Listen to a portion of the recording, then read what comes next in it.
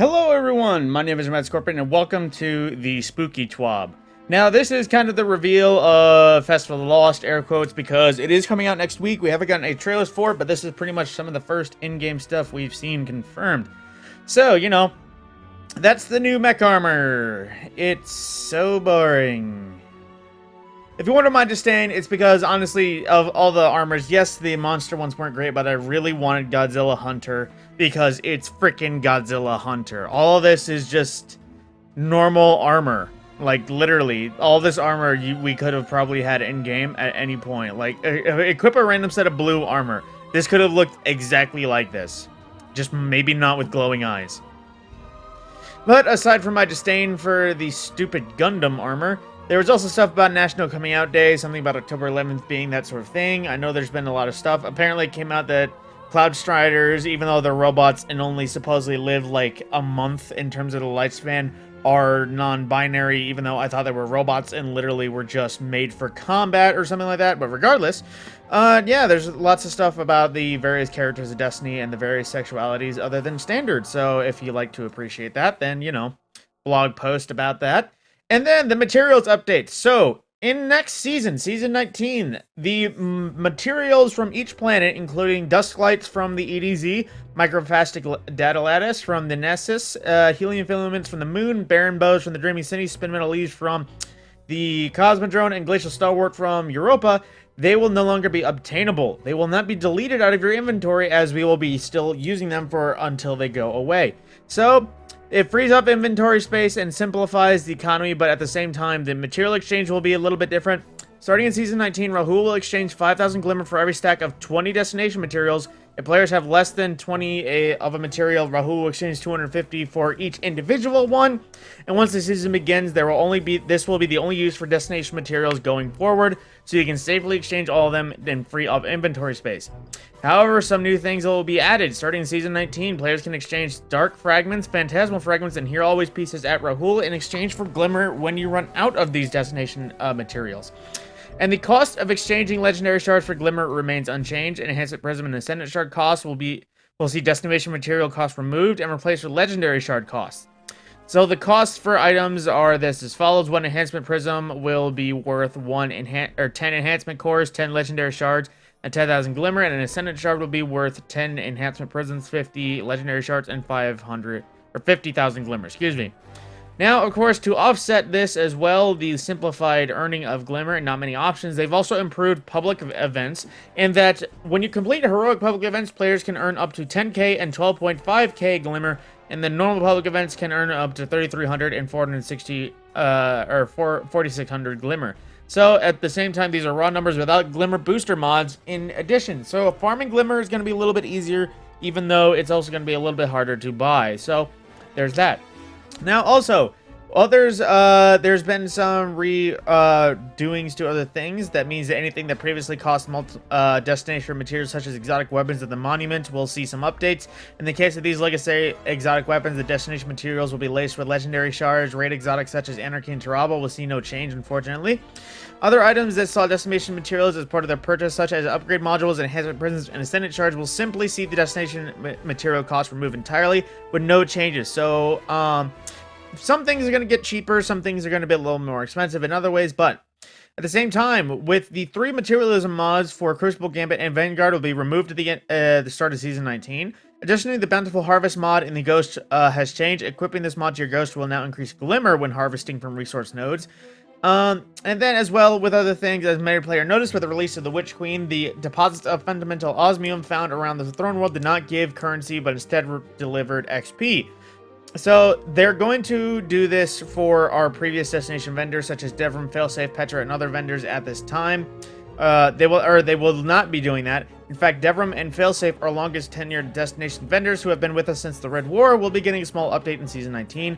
The reputation system that saw players turning in materials have been removed. This also means that there are no longer rank requirements to purchase armor from these vendors. Additionally, the ghost shells and emblems that were once earned via reputation rank increases now can be purchased directly from Devrim or Failsafe for 10 shards each. It will also have an increased amount of daily bounties, but unfortunately no repeatable bounties, so it brings us closer to parity across all the destination vendors. Finally, they will be removing the sale of sunset weapons from both vendors when the season goes live. This is largely to prevent players from wasting resources on weapons that cannot be upgraded to the current level cap. Then as well, they made mention of Brazil. So I believe, let's see, Latin America community manager Bruno had something to say in regards to community and basically saying hello and giving a quick, nice little intro in case you're wondering. Now, the big fish of this thing, the mid-season TWAB or mid-season weapons tuning. So let's see. When will this be out? Let's see. Weapon changes 6.2.5, so hopefully it's soon. Now, weapon archetypes. I'm going to keep it simple without a bunch of the fluff. Auto rifles. For the general effect, increase the effects of the stability stat on recoil reduction by 20% at the high end. And then as well, precision frame auto, specifically increase the crit damage multiplier from 1.5 to 1.55. Crit damage goes from 30 to 31 in Crucible at least. Bows. Increased bow stow duration varies by subfamilies and handling stat. Before 0 to 100 handling stat, lightweight frames was 0.4 seconds to 0.2 seconds. Precision frames 2.433 to 0.2 seconds. After 0 to 100 handling stat, lightweights will take 0.45 seconds to 0.3, and precision will take 0.48 to 0.33. So I believe this is a bit of a nerf so people can't just hot swap off bows to get the easy half damage or something like that. For pulse rifles, they adjusted some things. General, rebalance the effect of handling stat across pulse rifles. The handling stat affects the weapon's ready, stow, and aim down sight speed. Increase the effects of handling by 5% at the high end, mostly affects lightweights and adaptive frame pulse rifles. Reduce effects of handling at the low end, mostly affects high impact and rapid fire pulse rifles. Adjusted damage fallout scaler on the range stat, 0 range reduced from 16 to 15. 100 range is unchanged, so it gets a little bit less range on the low end. Then adaptive frame pulse rifles, increase the precision multiplier from 1.6 to 1.65. Crit damage goes from 30.4 to 31.4. This allows this weapon to kill Guardians before tier 4 resilience with 6 crits, 2 burst, and 0.6 seconds. So that's, you're going to expect a buff to those. And then rapid frame pulse rifles, peace of mind based resume, reduced to from 19 to 18, because apparently that was an outlier. For scout rifles, high impact scout rifles, reduce body shot damage from 42 to 40, and crit damage from 7.3 to 70 exact. So they will still 3-shot on average, but I believe body shots will be a little bit more reined in. Possibly. It's hard to say. I didn't think high impacts were overbuffed at all, considering no one uses them. But aside from that, sidearms got increased to auto aim fall off distance by 30% across the board. Submachine guns. General. Reduced damage fall off and the distance at which the damage dealt in hipfire reaches its lowest point. Aiming down sights, let's see, from 24 to 23 across the board. It's a little less range for SMGs. Precision frame SMGs increased base damage from 16 to 17, crit damage from 22.4 to 23.8. Reduce the zoom of Shayura's Wrath the Def, and Friction Fire from 16 to 15, and lightweight SMGs all get reduced damage from 11 to 10.85, crit damage from 18.2 to 17.9. A very minuscule nerf. For some reason, they think that's going to change anything. Fusion rifles. Precision frame fusion rifles. Reduce the effect of the intrinsic precision frame perk has on recoil direction by 50% for fusion rifles only. So that is a nerf for main ingredient and other fusion rifles to prevent them from being so easy to use, I do believe. Glaives. Reduce glaive shield damage resistance versus players from 75% to 50%, so hopefully they're not just sitting there blocking everything. Damage from player supers unchanged at 50%, and damage from non-players unchanged at 95%. So there's mainly a crucible change for glaives. They're still as useful as they can be in PvE. Sniper rifles. They did mention they're reworking flinch. General, increase the settle time after receiving flinch from 60%, so it'll take less time, or a lot more time to reset after getting shot. Reduce receive flinch in PvE, so now they're easier to use in endgame content. Now this has sufficient play test time and making a similar change to linear fusion rifles in Season 19. Basically, they're making it so it's harder to get the instant flinch headshot in case you put a high caliber round into somebody's face and they still somehow get the headshot. Hopefully that happens less, so they'll need to, reset themselves. Trace rifles. Increase the effect stability stat has on recoil reduction at the low end stat by 10%, at the high end stat by 25%, so they will have more just general stability.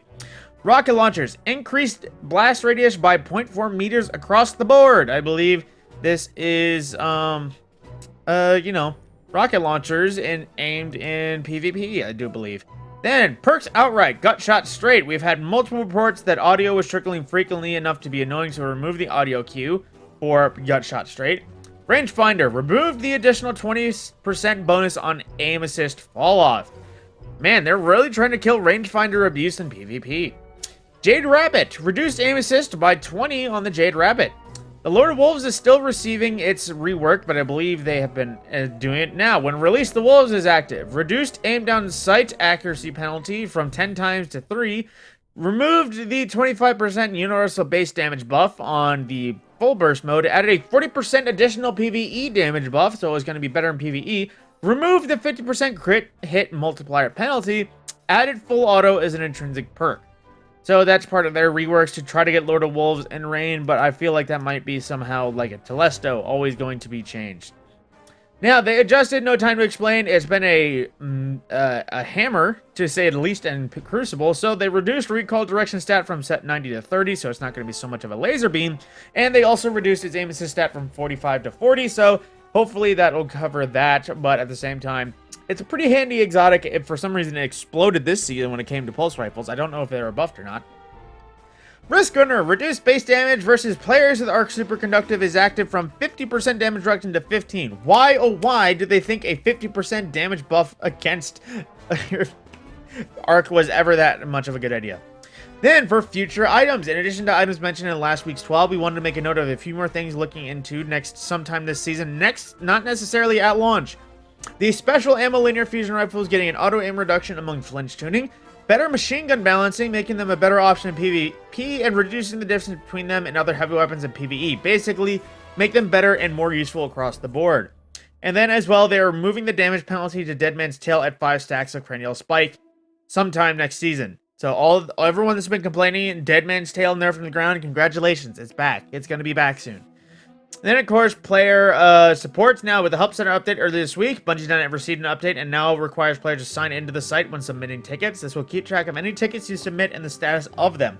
One bug that was introduced is after signing in and clicking on a contact form to take players back to the homepage. We hope to get it to resolve soon. Any issues with the Help Center, please report a bug in the Help Forum. And, of course, update 6.2.5. This is all coming out next Tuesday. All these changes. 9 a.m., offline times and all that sort of things. And known issues that people know. Players can sometimes die when transporting to the Nightmare Realm in the Duality Dungeon. Still, the Duality Introductory Quest does not count Master Mode completion for quest objective. That's been known for ages. The Gerfalcon's Halberic exotic chestpiece has been disabled. I thought they were fixing that. The Encore exotic Warlock helmet does not appear in collections. There's a lot of issues with collections. That's going to be a video coming soon, actually. Crime Mutiny Heavy Grenade Launcher incorrectly appears in the Special Grenade Launcher section of collections, and many players are unable to place relics in the pirate hideout in the Helm and have to use alternate characters. Now, for the rest of the movies of the week, we have a bunch of movies and stuff, some nice little chibi art of, I think that's just Halloween stuff, and then a Thorn Girl, I believe it was called, and then some other of the, I'm not sure what to call it, so just other sexuality appreciations. But aside from that, that's everything in the TWAB. That is the mid-season's weapons update. Now, I believe this is where they would have told us where that Eager Edge was going to be adjusted if it was done regularly. So, there's that. But aside from that, my name is Matt Scorpion. I'll see you in the next video when we start to get spooky.